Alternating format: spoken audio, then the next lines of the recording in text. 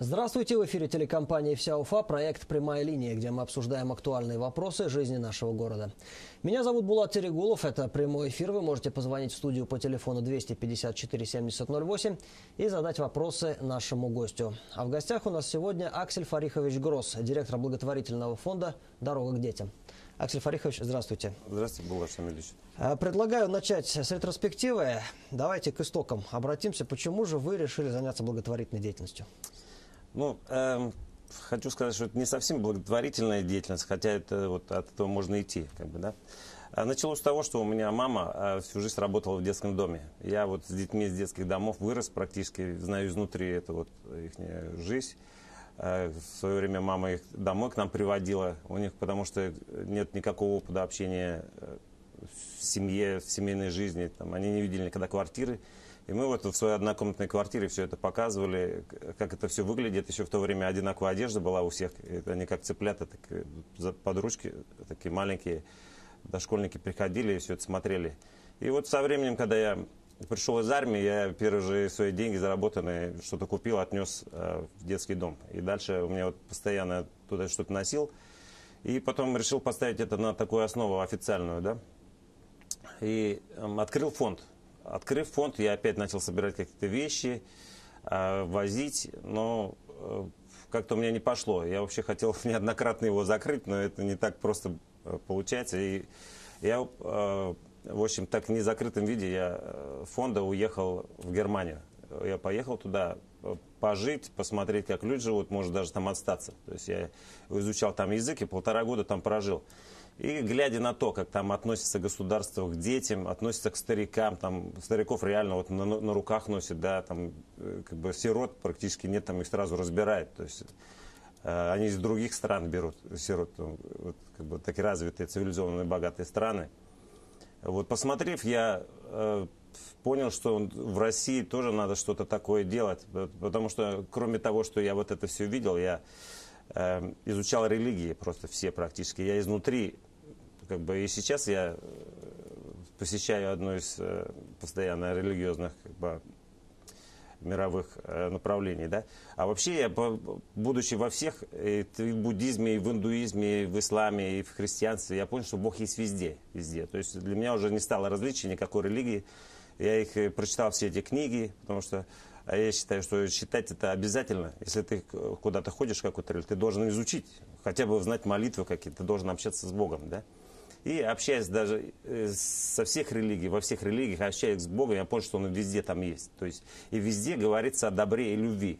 И слово «любовь» у нас в наше время можно услышать только вот именно в каких-то храмах. То есть у нас не говорят, это, как бы у нас пишут в интернете, там все любят друг друга, но никто на улице не идет там и не говорит, это я люблю тебя, дорогой, там, или дорогая, там, как бы. Вот я, исходя из этого, я пришел просто к гармонии вначале. Пришел к гармонии. Мне просто настолько стало легко жить. И я, тем более в Германии, там кругом все улыбаются, не то, что не фальшивые улыбки, как говорят там на Западе, там очень реальные, хорошие, добрые люди, да. Вот. И оказывается, когда ты приходишь в такую гармонию, ты не можешь просто жить. Ну сколько мне там жить, я не знаю, да. И все это же время жить, там, зарабатывать деньги, мне стало просто бессмысленно. Я решил вернуться и начать менять здесь что-то, потому что я вижу этот негатив людей, вот этих сирот, как бы брошенных. И я где-то 11 месяцев назад я решил взять 1-2 детских дома. Начать туда ездить, не просто, значит, вещи таскать, потому что живут они хорошо, обеспечение там все есть. И я решил там заниматься с детьми творчеством, потому что, чтобы они развивались, и говорить им плюс к этому, ко всему, про добро. Не то, что там я вот пришел, давайте там про Бога или что, это вообще как бы религию я сразу отметаю любую.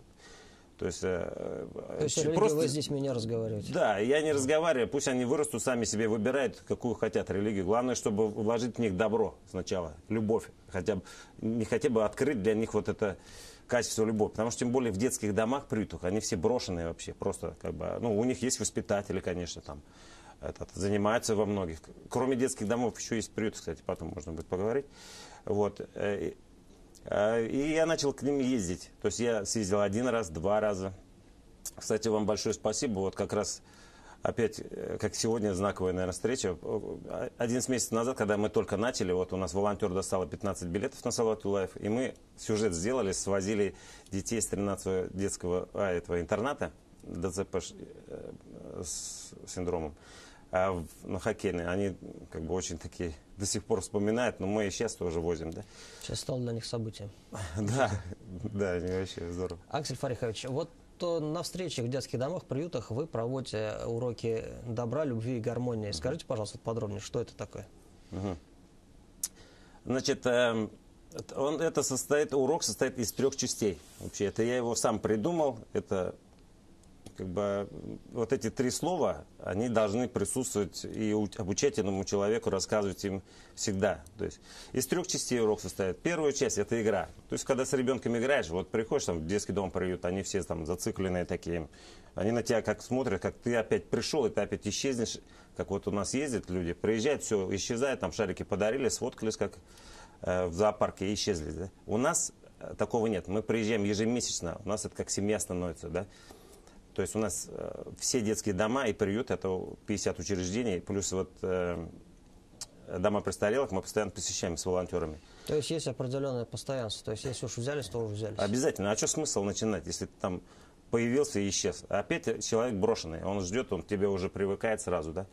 То есть вот начинаешь с ним, сначала игра короткая, потом разговор о добре и других качествах человека положительных. Это у нас волонтеры сами себе план составляют, допустим, об уважении, там, об как бы честности. Там всегда можно кучу всяких найти качеств человека, про которые можно с детьми поговорить. Кстати, вот сейчас мы планируем такой урок с отделом по борьбе с наркотиками тоже. Туда же совместно. Туда же просто. Туда можно хоть что. Там и семейные ценности можно в этой второй части рассказывать. И против алкоголизма, там, и, ну, что угодно, что пойдет на пользу детям. А третья часть уже творчество. Творчество — это закрепление вот этого материала. То есть через творчество, через добро. Как правило, на первом уроке я всегда с детьми рисую сердечко, солнышко и радугу. Вот я хожу вот с этими предметами. Вот это, когда я еду один, если вот волонтеров никого нет, вот у меня есть волонтер Кеша, его зовут Кеша, а это у него добрый молоточек, значит, когда он кого по молоточку даст, он становится добрый навечно. Там очередь выстраивается из детей и воспитателей тоже, так что если захотите, я потом вам сделаю доброе дело. Вот.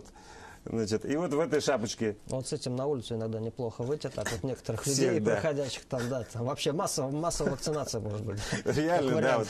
Я считаю, вот в такой шапке, да, вот ходить должны на улице все вообще. Вот ты просто одену. Я вот прихожу, как бы в детский дом, приют, или даже дом престарелых, даже вот мы в колонии ездим, да, как бы я сразу становлюсь своим человеком. То есть, если вот в таких шапках на улице все будут ходить, понятное дело, что у нас мир станет добрее.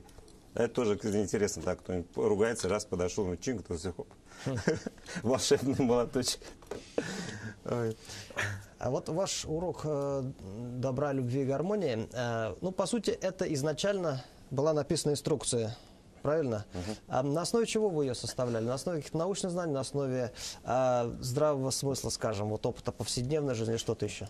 Ну, я это написал на основе своих осознаний, да, вот, духовных, и плюс опыт моей мамы, которая в детском доме, она с детьми столько занималась, вот там дошкольные дети, они там, любовь, как бы у них есть талант, нет, они все танцевали в то время еще, и их всегда на телевидении возили, вот, маленьких детей. Плюс у меня сестра педагог, но я и сам тоже педагог, да, у меня сестра педагог, она с детьми постоянно занималась творчеством, там у нее, я вот первый раз увидел это лет уже там много назад, когда у них такое в классе было мероприятие, когда они вот садились на пол с детьми, и они свечку зажигали, друг другу добра желали. То есть сейчас это я рекомендую всем это вводить как бы в свои уроки.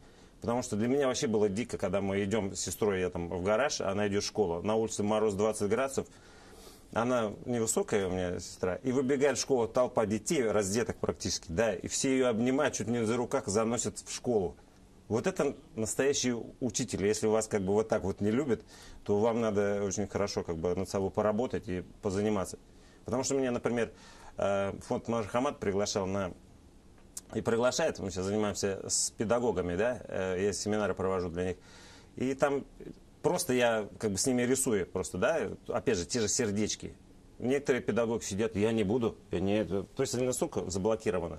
Им надо открыть сердце, добро, вот и любовь. Если ты идешь к детям, все, ты должна настроиться, должен там помолиться, идти, отдавать, а там уже все будет нормально. Мы продолжим разговор буквально через пару минут, а сейчас реклама на телеканале «Вся Уфа». Сенсация в Уфе. Московский передвижной дельфинарий возле торгового центра «Арена Экспо». Морские котики, дельфины, белые киты. Телефон 299-95-08. Сенсация! Сенсация! Вот и до, небывалая акция! Такого сюрприза не ждал никто! Подарю и жене, и теще пальто! Теплолюкс – решение для вашего комфорта. Разнообразные теплые полы, системы защиты от протечек воды, обогрев бытовых трубопроводов, кровли, теплиц и другие приборы для вашего дома. Телефон 222-03-20. Певец Витас либо сядет в тюрьму, либо сделает карьеру шансон-исполнителя, чем аукнется Виталию Грачеву сбитая велосипедистка. Читайте об этом в свежем номере газеты «Неделя». А также торговый комплекс «Октябрьский» в Уфе. На какие нужды с предпринимателей комплекса берут по 15 тысяч в месяц за коммуналку. Для управления мопедом и скутером теперь понадобится права. Газета «Неделя». Нас читает вся республика. Дорожное радио в Уфе. 107,9 FM. Дорожное радио.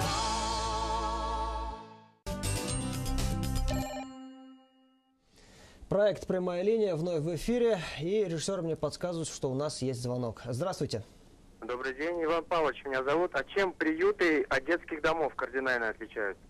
В детских домах уже лишенные прав родителей, как бы дети без родителей, а в приютах еще не лишенные, может, даже их могут вернуть. То есть ситуация, на самом деле, вообще, кроме же детских домов, приютов, я езжу и по семьям, где бедные, как бы, социально неблагополучные. Там, на самом деле, там можно больше приюта детей отправлять, потому что там такие ситуации. Все вот ругают органы опеки, у них вообще выходы просто очень тяжелые, потому что там приезжаешь, там 6 детей, там, ну, как объяснить, там в холодильнике ничего нет, и просто он зеленый внутри, там какая-то каша лежит, эти каши кормят детей, там, если ладно, там есть как бы не совсем адекватные мамы, есть туберкулезные больные, дети, там одежда слипшаяся вот так лежит, да, никогда не стиранная, на полу такая грязь, что лучше на улице чище, то есть, да, это отдельно надо передачу делать про это, ну, вот этими отличается. Вот. Насчет волонтеров я хотел сказать. У нас волонтеров за 11 месяцев больше 1000 по всей Башкирии набралось. Больше 1000. Скажите, пожалуйста, а вот что это за люди? Это люди разных возрастов, разного как бы уровня своей жизни материальной.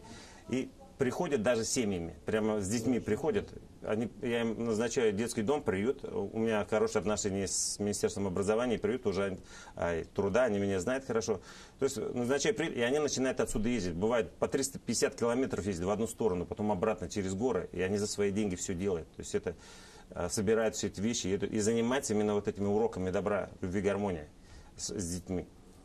А потом привыкают эти дети, и уже они постоянно с ними, как бы, даже после того, как они летом вот выпуск был, они до сих пор многие дружат и сопровождают их уже дальше по жизни, помогают им различными путями. Аксель Фарихович, а как эти люди узнают о фонде? Вот как они приходят, эти волонтеры? Узнают, это все я сделал ВКонтакте. То есть это все ВКонтакте. Через социальные сети. Да, у меня 3000 там друзей, из них 1000 человек ездят в приюты. Как бы очень проблематично как бы осветить в средствах массовой информации про наше движение, потому что у нас нет вообще никаких денег, как бы, у нас на счету всегда 0. Там, когда это началось, я вообще как бы свои деньги все потратил, и сейчас у меня в основном в кредит, там, или люди по 500, там, по 1000 рублей присылают. Мне самому деньги вообще сейчас не нужны, как бы, я и так в гармонии в полной. Для того, чтобы развернуть на всю Россию, а у меня план на всю Россию все это развернуть. То есть, потому что такое количество народа, сейчас Татария, вот группа готовится в Челябинской области, в Оренбургской. То есть это на всю Россию я буду обязательно разворачивать. Вот, например, есть... Вы начинаете с близлежащих регионов, соседних? Да, пока так, да, потому что ближе там... Например, есть «Старость в радость», да. Один раз показали человека вот это движение по центральному каналу. Сейчас во всех городах это «Старость в радость» есть, они ездят, вещи возят туда, да. У нас же все упирается в педагогическую работу вообще с населением. Я хочу вот эти уроки добра, любви, гармонии ввести во все школы вообще. Вот, то есть я в классе своего ребенка провожу 11 лет. Там родители подтянули, с удовольствием проводят эти уроки. Потому что одно дело, когда воспитатель один, учитель говорит, а другое, когда родители приходят, говорят вещи, они слушают. Классные руководители уже все для них, как в мебели. Есть, нету. А тут приходят родители, занимаются с ними, они планируют, говорят какие-то вещи. Сами ученики уже идут в младшие классы проводить уроки. Вот недавно мне 13-летняя, 14-летняя девочка позвонила, хочу стать волонтером. Что делать? Ну, куда ее? Сейчас группа у меня все заполнены, во все детские дома, приюты все уже ездят.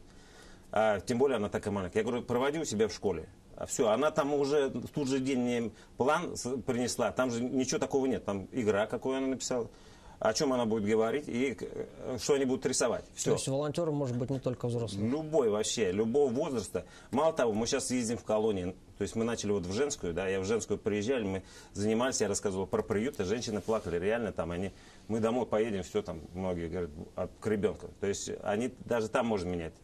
Если будет нормальное освещение вот этих уроков, всю Россию можно будет изменить, реально, люди готовы идти, разговаривать, говорить про добро не только в сетях, а они готовы идти людям нести вот это и любовь. То есть даже они в тюрьмы пойдут, и я уже не говорю в дома престарелых. Ну, то есть то, о чем мы говорили в начале, то есть интернет не станет единственной нишей, где есть слово «любовь», но оно выйдет куда-то на улицу, да, и куда-то в реальный мир. Правильно. Аксель Фарихович, у нас вот есть звонок от телезрителя, ждет уже человек. Здравствуйте.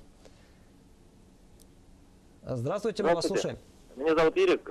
Не подскажете, вот на какие средства живет ваш город? Спасибо. Отличный вопрос. Средств практически нет. У нас самое интересное, что появилась одна московская фирма, она по 10 тысяч нам присылала там, каждый месяц.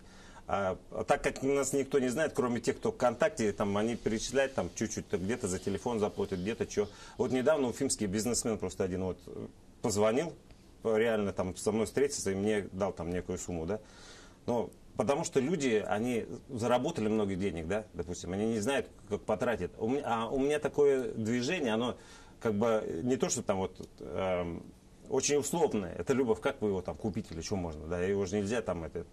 В деньгах измерить сложно. Да, сложно измерить. А чтобы развить на всю Россию, это нужно зарплату кому-то платить. Я бы взял из числа волонтеров людей, потому что у меня вот в 10 городах у меня реально большие группы. То есть координационная работа. То есть когда структура вырастает больше определенных каких-то размеров, то уже требуется какая-то управленческая деятельность. Конечно, у меня просто ноутбук, все. А мне надо, чтобы, во-первых, методичку написать. Без методички в школу ее никак. Чтобы ее писать, мне время. Чтобы время было нужно, чтобы развивать. То есть там куча. А никто не хочет. А что, куда деньги? Там на зарплату? Ты себе возьмешь. Да мне не надо, честно говоря, вот как бы денег. Иначе бы я жил бы в Германии, и было бы все прекрасно. Мне просто я вот обратился бы вот к людям, которые не знают, как бы они заработали, они понимают, что им дал Бог не просто так все это. То есть если ты взял, ты должен отдавать. То есть, поэтому он может позвонить мне или там найти как-то ВКонтакте, телефон может узнать. ВКонтакте у нас группа есть «Дорога к детям», например. И меня там можно ВКонтакте найти как Аксель Гросс и спокойно связаться. И мы дальше, даже с любых регионов, мы можем взять, как я объявление написал, любой детский дом приют под педагогическую опеку в России. То есть я по-любому могу в любом регионе найти волонтеров нашего фонда, и они возьмут приют и будут туда ездить без всяких проблем. Ну, то, что вот вы описали до этого, получается так, что все-таки львиная доля средств, она через фонд, собственно, даже и не проходит, потому что там идет напрямую. Люди берут свои деньги, покупают на них там игрушки, там покупают бензин, на который они едут, и, то есть, вот, в принципе, они от вас берут в основном, скажем так, методику. Методику, да, я его как бы я просто управляю как бы вот этими группами, даю им, подсказываю что-то. Вот в этой инструкции написано, что нужно делать правильно, как что. Как с детьми общаться. Уже вот сейчас мэрия дает второе помещение, где тоже надо, кстати, ремонт. Там это будет волонтерский центр «Подорожник», хочу его назвать, потому что «Подорожник» по дороге к детям. «Дорога к детям» вот называется. И там будем проводить семинары для всех волонтеров. И вообще не только для волонтеров, для всех, кто хочет провести урок добра, любви, гармонии у себя в офисе, в управлении, там, хоть в подъезде. Потому что у нас корпоративы, все гуляют, и потом стыдно даже смотреть. Пусть соберутся в офисе, соберут детей, проведут этот урок для себя. Они сами лучше станут, реально, потому что урок вот этот... Хотя бы тех средств, которые затрачиваются на корпоративы. Да, там столько и не надо, честно говоря. Там несколько ватманов, там краски купили, все. Просто поговорить, вместе одобрить, дети будут... рада, опять же, для детей воспитания. Многие родители просто, они столько занимаются деньгами, что им некогда детей-то воспитывать, в принципе. А тут будет свет, это реально свет. Потому что урок, вот это урок, как он как наркотик. Кто один раз его провел, он опять хочет, он опять идет к детям, опять занимается лечением для взрослых. Есть определенная обратная связь в виде позитивных эмоций, и человек, соответственно... Ну, конечно, все это же энергия Бога. Любовь, когда человек о любви говорит, если мы с 1 класса до 11 человек каждую неделю будет приходить какой-то родитель и говорить о добре любви, он будет вникать, понятно, что он порядочно вырастет, он станет чиновником, он будет обращать внимание на действительно там, на бедных людей. Если он будет коммерсантом, он будет делиться. Вот еще одна тема вот про это сиротство. Мы недавно ездил в Дюртюлинский интернат, там старики, и там живут дети, больные ДЦП, да. Они вообще не ходят, у них свои кроватки, они плохо многие говорят, да. Вот очень странно, у людей есть деньги, да, у людей есть такие площади, они живут, да, они не могут вот такого ребенка взять. У них пустые такие, с надеждой глаза, и главное, что много-то на них и не надо тратить, тепло, добро, вот на руки берешь, а его никогда папа на руки ребенка не брал. Ребенок в шоке вообще, что его кто-то взял и обнял. В принципе, там воспитатели не могут всех, как бы сказать, всем мамой и папой быть. Потому что за границей это вообще как бы нормально, вот цивилизованных стран, там детей все больных. А у нас как хотят усыновить? Вот надо ребенка, чтобы у него ни папы, ни мамы не было, самого красивого, самого хорошего, вот я его буду ухаживать. Куча способов, может быть как приемная семья, может быть как попечитель, может быть как этот, просто взять ребенка, с ним, в него вкладывать, воспитывать его, потом не обязательно его там усыновить так, что он только твой личный. Вырастите человека, у людей же денег полно, заработали, Бог дает, чтобы ты вернул, просто многие этого не понимают, если ты не вернул, ты не выработал свою программу. Так же. Аксель Фарихович, а сами вы усыновили бы ребенка? Вот отличная мысль. Вопрос.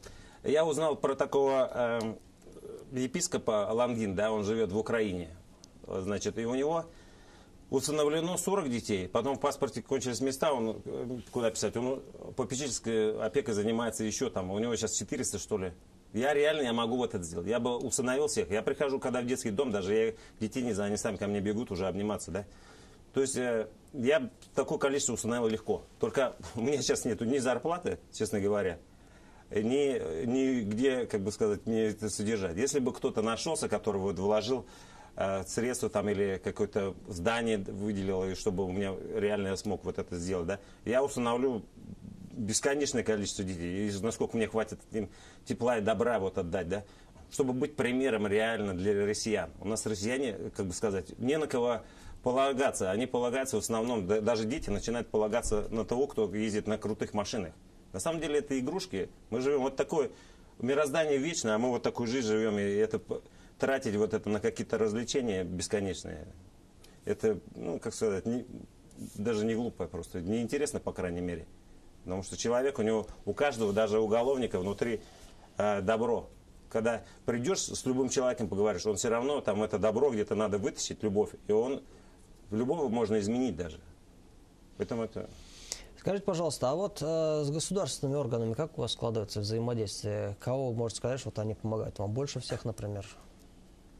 С государственными пока они не совсем доверчиво относятся, потому что такого, что я делаю, не делает в России вообще никто. Нету такого вообще движения нигде.